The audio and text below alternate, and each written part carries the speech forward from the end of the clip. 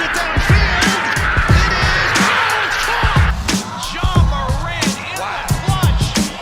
Oh my word. Oh my God. Deep to right field. Way up there and way down the sideline. Jefferson, another huge run. Jalen Red broke tackle, stayed on his feet.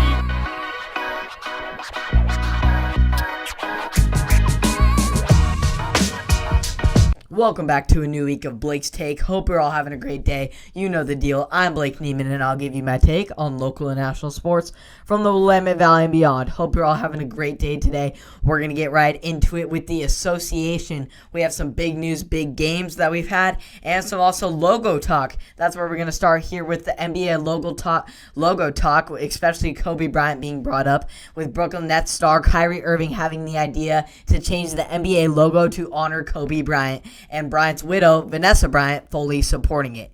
In an Instagram post, Irving tweeted a modified NBA logo with Bryant front and center with the caption, "Gotta happen. I don't care what anyone says. Black Kings built the league." Vanessa Bryant shared Irving's post via Instagram story with her own caption, "Love this, at Kyrie Irving." LaMelo Ball, Steven Jackson, and Des Bryant also posted comments supporting the idea on Irving's original post.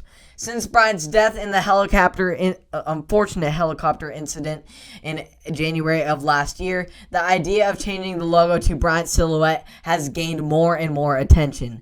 A Change.org petition in support of the idea has gained 3.2 million signatures since early 2020. The creator of the NBA logo, Alan Siegel's current CEO and president of the brand identity, told Newsweek, "It's quite clear that Bryant was a very respected figure by players all around the world, and this is a really serious thing that should be considered by the league." Lakers Hall of Famer Jerry West, who is the current silhouette of the NBA logo, which has been in place since 1969, West has supported the idea of the logo being changed in the past, including a 2015 interview on such topic. "I hate to say it's not a Laker, but Michael Jordan," West said then. "He's been the greatest player I have ever seen, and I'm probably a harsh judge of talent in the sense that I admire players that are really good defensive players and really good offensive players. And I feel that at this time in the game, he was the best defensive player in the game, but more importantly, he was the best offensive player, and he made teams win." West also has been effusive with praise for Bryant throughout his career. On a TNT special honoring Bryant after his death, West reminisced about drafting Bryant.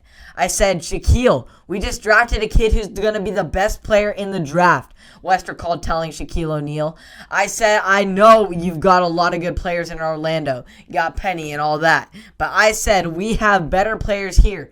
We have one that's going to be the best player in the league one day." Pretty bold statement to make, but it obviously became a true statement. Personally, I think it would be very fitting to change the logo to Kobe, to all the lives he has touched through this past year and continues to touch, present, past, and future.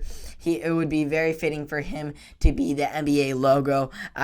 They already changed the All-Star game in honor of him with the 24-point rule at the end of the game, and I think it would be a great touch because it's not like Jerry West is the greatest basketball player of all time, and he is the logo.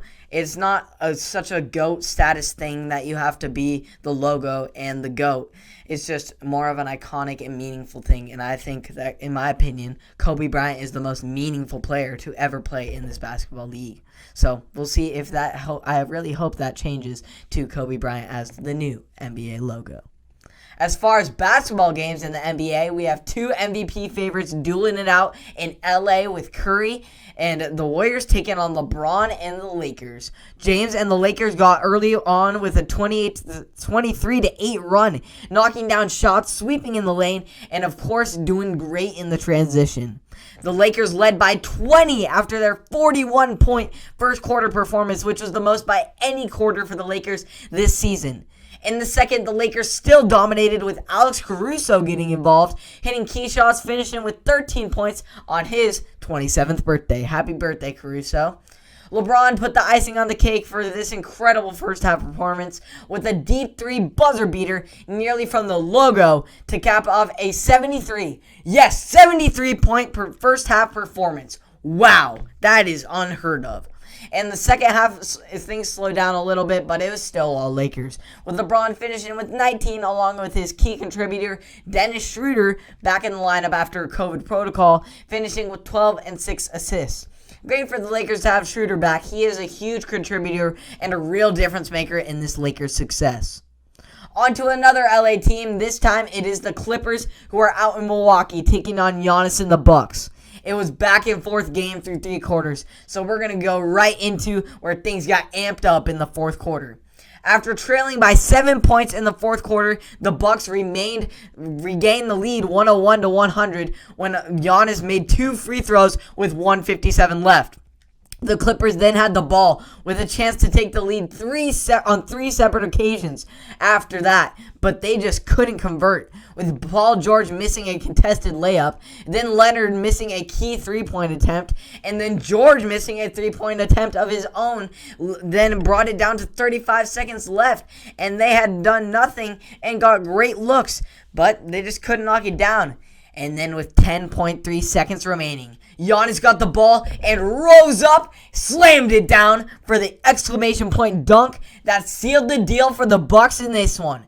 Giannis finishes with 36 points and sparked a game-closing 9-0 run for the Bucks as they railed to victory over the Clippers 105-100 for their 5th consecutive victory. Antetokounmpo has scored at least 35 points in 4 straight games, making him the first Bucks player since Kareem to accomplish such a feat when he did it in January 6th through 14th in 1973. The Bucks' 5-game winning streak follows a 5-game skid that marked their longest losing streak since 2017.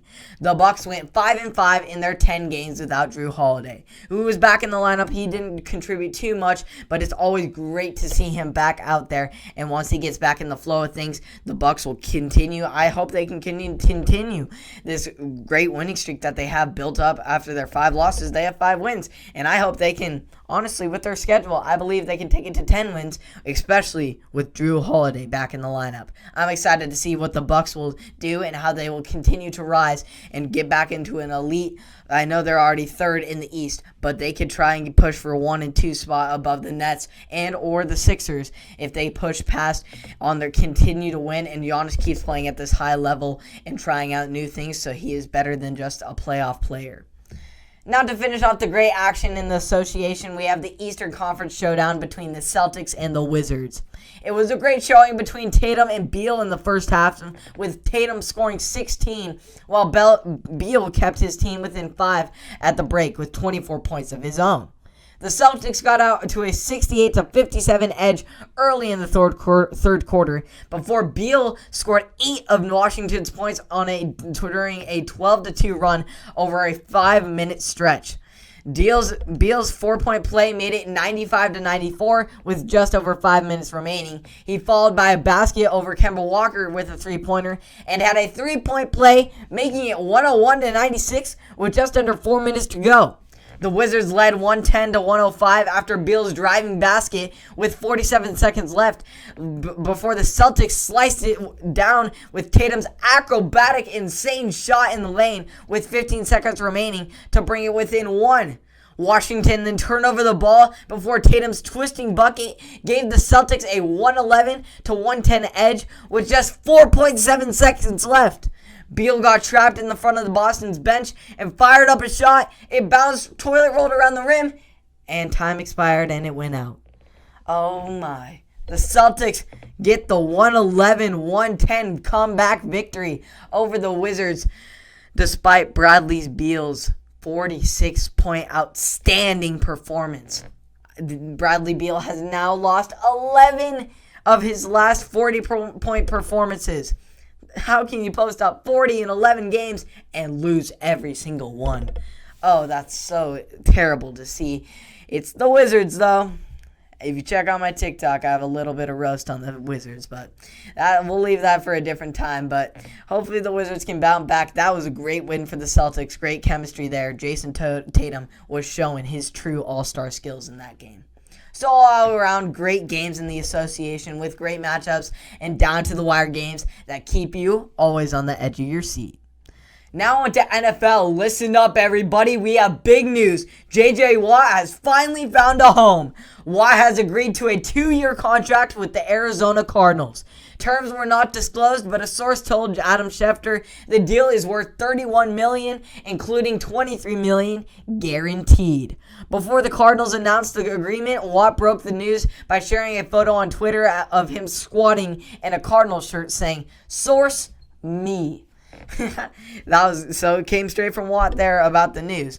Watt later indicated he and his wife Kelia were traveling to Arizona on Cardinals owner Michael Bidwill's plane. He tweeted 2 photos, of one of him on Bidwill's plane and the other with his wife just standing together. Hopkins reacted to the Monday's news. DeAndre Hopkins, his former teammate, reacted to the news Monday by tweeting, "Life is good in Arizona."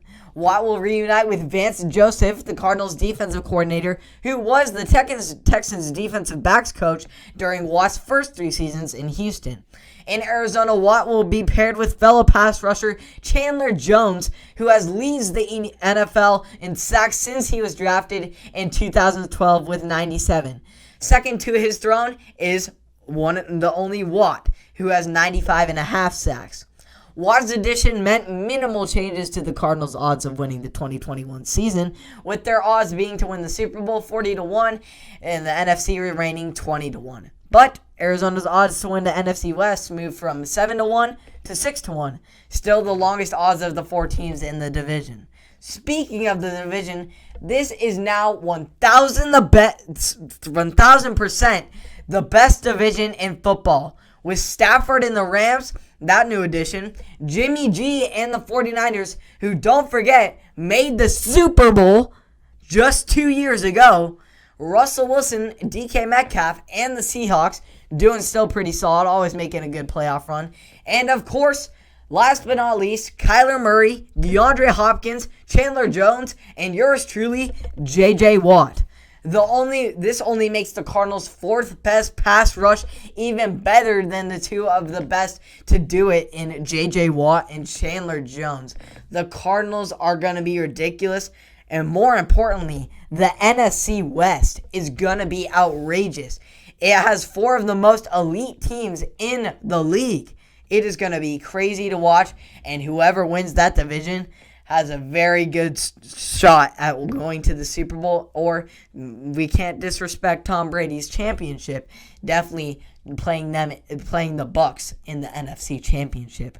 I'm glad and am so excited to see who is going to come out of the NFC West, and especially what these scary, scary Cardinals are going to do. Fly high, Cardinals. As far as local sports, the Ducks had once again a great performance with their sharpshooter and Chris Dart leading the way. Dart got hot early, hitting several threes to cap off his 13-point first-half performance. Then Eugene Amurayo stepped up with 13 of his own in the second half to give the Ducks the 80-69 win over the Wildcats, with Amurayo and Dart combining for 43 points of their own by themselves. The Ducks have now won 7 straight and are just waiting for UCLA to win a single game, and they take first spot in the Pac-12. They're doing great, folks. Just their sharpshooter in Chris Dart, he is special. He can shoot lights out every night, and Eugene Amurayo rules the paint for them. He just drives in, gets boards. He is completely controlling the paint, and then you have to worry about his force inside. You leave Dower outside, he's going to knock down every shot you give him. He's especially in the clutch. He has shown his clutch ability, and they are a great pair, not to mention all the other names that are on this team that contribute heavily to their success.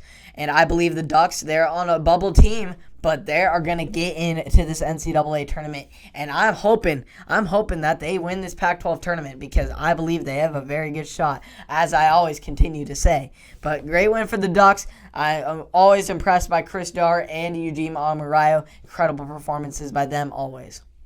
So thank you for tuning in to another episode of Blake's Take. Hope you all enjoyed that new news, especially about J.J. Watt. Holy smokes, those Cardinals are going to be scary, scary.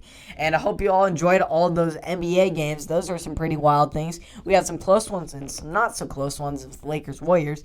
Hope you all enjoyed that, and I'll catch you all on Apple Podcasts, Spotify, and or YouTube. Please hit the subscribe button, hit that like button. You would appreciate it, and so you can continue to tune into these local and national sports every single day of the week, as long as we just stick together. And I hope you all enjoyed, and I'll catch you all in the next one.